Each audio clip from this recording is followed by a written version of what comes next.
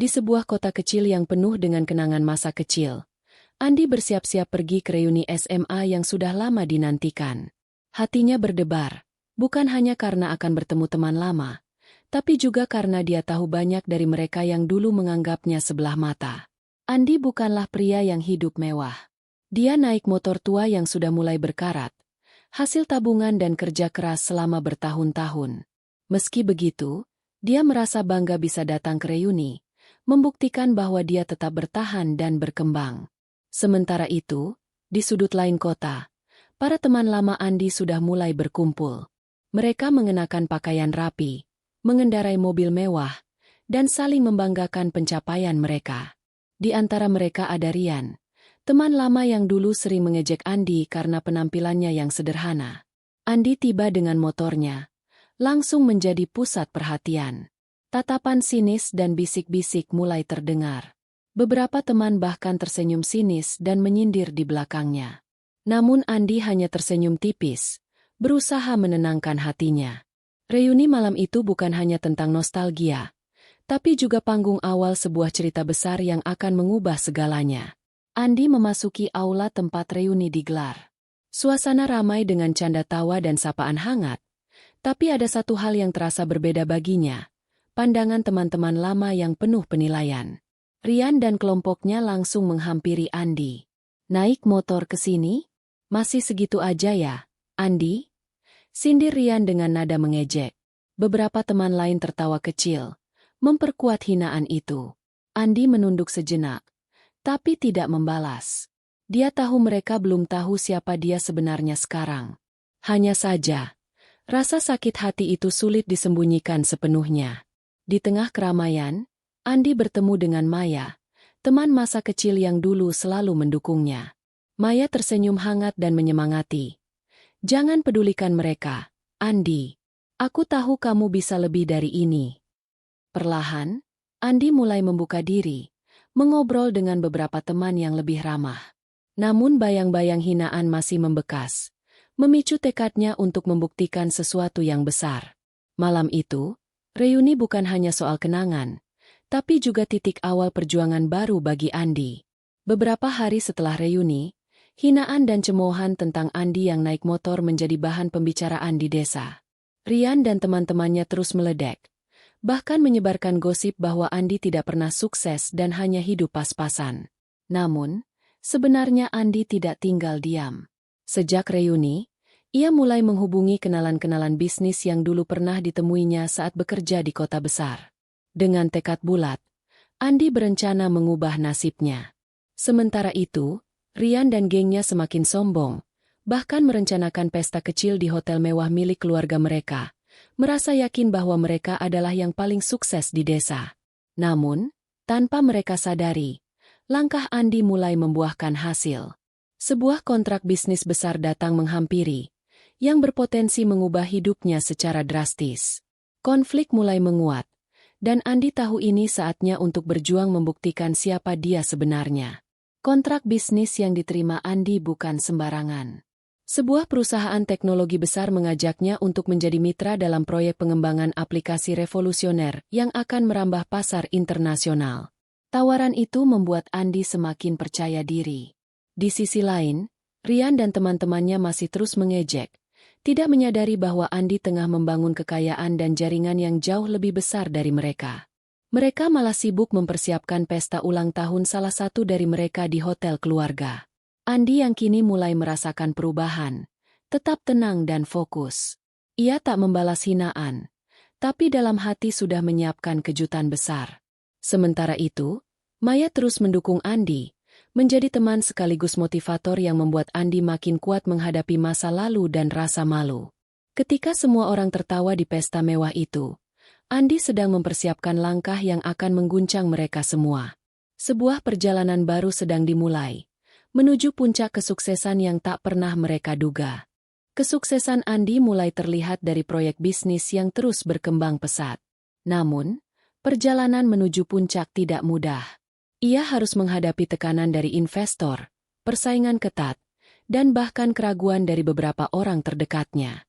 Di saat yang sama, Rian dan teman-temannya mulai curiga dan merasa terancam. Mereka mulai menyebarkan kabar miring tentang Andi ke kalangan bisnis lokal, mencoba menjatuhkan reputasinya. Andi merasa dilema antara membalas fitnah tersebut atau fokus pada pekerjaannya.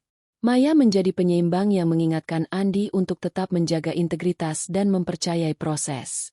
Di tengah tekanan yang berat, Andi harus membuat keputusan penting, menerima tawaran merger dengan perusahaan besar yang bisa mempercepat kesuksesannya, atau tetap mandiri dan membangun dari bawah dengan risiko lebih besar.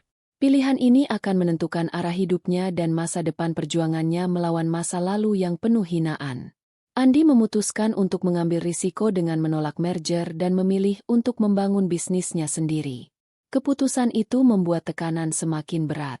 Investor mulai meragukan kemampuannya, dan tekanan dari pesaing makin menjadi-jadi. Rian dan teman-temannya makin berani mengusik, menyebarkan fitnah yang semakin liar. Bahkan, ada upaya menjatuhkan proyek Andi melalui cara-cara licik di balik layar.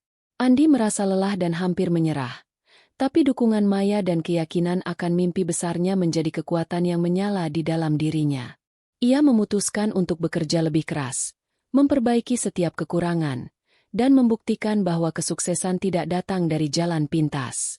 Sementara itu, berita tentang keberhasilan Andi mulai tersebar keluar kota, menarik perhatian media dan investor besar yang sebelumnya belum dikenal Andi. Perjuangan berat ini adalah ujian terberat sebelum langkah besar yang akan mengubah segalanya. Beberapa bulan setelah badai itu, Andi akhirnya berdiri di puncak kesuksesannya. Perusahaannya kini dikenal secara internasional dan valuasinya menembus angka triliunan rupiah. Ia kini menjadi salah satu pengusaha teknologi paling muda dan paling kaya di Asia Tenggara. Tapi tak banyak yang tahu, karena Andi memilih untuk tetap sederhana dan tidak menampakkan kemewahan. Sampai akhirnya, undangan itu datang. Reuni kedua, kali ini bertempat di hotel milik keluarga Rian, tempat yang penuh dengan kenangan pahit dan ejekan. Andi datang. Tapi kali ini bukan dengan motor tua. Ia turun dari mobil listrik mewah, ditemani oleh beberapa staf pribadi. Saat masuk ke lobi hotel, semua mata memandang. Ada yang bingung, ada yang menyesal, dan Rian tampak pucat begitu mengenali wajah yang dulu ia rendahkan. Andi tidak mengatakan sepatah kata pun saat itu. Ia hanya tersenyum, lalu berdiri di atas panggung kecil, mengambil mikrofon, dan berkata pelan, "Terima kasih sudah menyambut saya di tempat ini. Mulai hari ini, hotel ini milik saya." Seketika ruangan terdiam. Rian terlihat syok. Ia menertawakan Andi karena datang naik motor. Kini Andi justru membeli seluruh hotel yang menjadi simbol kesombongannya. Sebuah klimaks sempurna. Hinaan yang dulu menyakitkan kini dibalas dengan tindakan yang membuat semua orang terdiam. Setelah pengumuman mengejutkan bahwa Andi telah membeli hotel tempat reuni berlangsung, suasana langsung berubah drastis. Mereka yang sebelumnya mencibir kini mendekat dengan senyum palsu. Beberapa berusaha mengajak bicara seolah mereka selalu mendukungnya. Namun Andi tetap tenang. Ia hanya berkata sopan, tapi dingin. "Terima kasih atas semua yang pernah kalian ucapkan dulu. Tanpa itu, saya mungkin tak pernah punya alasan untuk menjadi seperti sekarang." Rian mencoba menyelamatkan wajahnya. "Andi, maaf. Dulu kami cuma bercanda. Gak nyangka kamu bisa sejauh ini." Andi menatapnya sebentar, lalu menoleh ke Maya yang berdiri di sampingnya. "Aku tidak pernah butuh pengakuan dari orang yang hanya tahu menilai dari permukaan. Tapi aku belajar satu hal, dendam yang terbaik bukan dengan membalas kata-kata, tapi dengan hasil." Rian terdiam. Untuk pertama kalinya, ia merasakan bagaimana rasanya direndahkan secara halus, dan itu jauh lebih menyakitkan dari hinaan terbuka. Tamu reuni terdiam. Tak ada lagi tawa, tak ada lagi ejekan. Semua mata kini memandang Andi bukan sebagai si miskin yang datang naik motor tua, tapi sebagai pria yang diam-diam telah menaklukkan dunia. Dan di tengah ruangan yang beku, hanya satu suara terdengar, tepuk tangan pelan dari Maya, yang sejak awal percaya pada Andi. Beberapa minggu setelah reuni yang menggemparkan itu, kabar tentang Andi tersebar luas. Media lokal dan nasional mulai menyorot kisahnya. Dari pria sederhana yang dulu dihina, kini menjadi bos perusahaan teknologi dan pemilik properti elit, termasuk hotel yang dulu bukan miliknya. Sementara Andi sibuk membangun kerajaan bisnisnya, kehidupan Rian mulai goyah. Banyak pihak mulai menarik diri dari kerjasama dengannya setelah reputasinya tercoreng. Bahkan keluarganya mulai kehilangan kepercayaan kepadanya, karena tidak mampu mempertahankan aset yang diwariskan. Di desa, para warga mulai melihat Andi dengan mata berbeda. Bukan hanya karena kekayaannya, tapi karena ketenangannya saat menghadapi penghinaan dan kebesaran hatinya yang tak membalas dengan dendam. Andi tak pernah benar-benar membalas perlakuan mereka dengan kekerasan. Ia malah mengubah hotel yang dibelinya menjadi ruang kolaborasi dan pelatihan digital gratis untuk anak-anak muda desa, memberi mereka kesempatan yang dulu tidak ia punya. Maya, yang tetap berada di sisinya, kini menjadi mitra sekaligus kekasihnya. Keduanya bahu-membahu menjadikan pengalaman pahit itu sebagai bahan bakar untuk menciptakan perubahan nyata. Konflik sudah mereda, tapi bayang-bayang masa lalu masih sesekali muncul. Namun kali ini, Andi sudah cukup kuat untuk berdiri tegak, dan cukup bijak untuk tidak lagi membiarkan masa lalu mendikte masa depannya. Pagi itu, langit desa cerah. Di bangunan baru yang dulu adalah hotel keluarga Rian, kini berdiri megah, Rumah Inovasi Anak Bangsa, pusat pelatihan gratis yang dikelola Andi dan timnya. Suara anak-anak tertawa, mengetik di komputer, dan berdiskusi tentang masa depan terdengar menggantikan hiruk-pikuk pesta-pesta mewah yang dulu pernah diadakan di sana. Andi berdiri di balkon lantai 2, menatap ke bawah dengan senyum tenang. Di sampingnya, Maya menggenggam tangannya. Akhirnya kamu sampai juga di tempat yang dulu kamu impikan, ucap Maya pelan. Andi menjawab, tempat ini bukan hanya tentang mimpi masa kecilku. Ini tentang membuktikan bahwa luka tidak harus dibalas dengan luka, tapi bisa dijadikan kekuatan untuk menyembuhkan lebih banyak orang.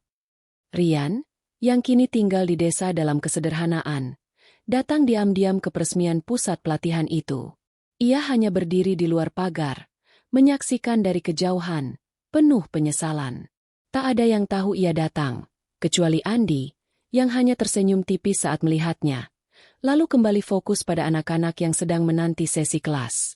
Tidak ada balas dendam. Tidak ada kata kasar. Andi telah menang, bukan karena hartanya, tapi karena hatinya.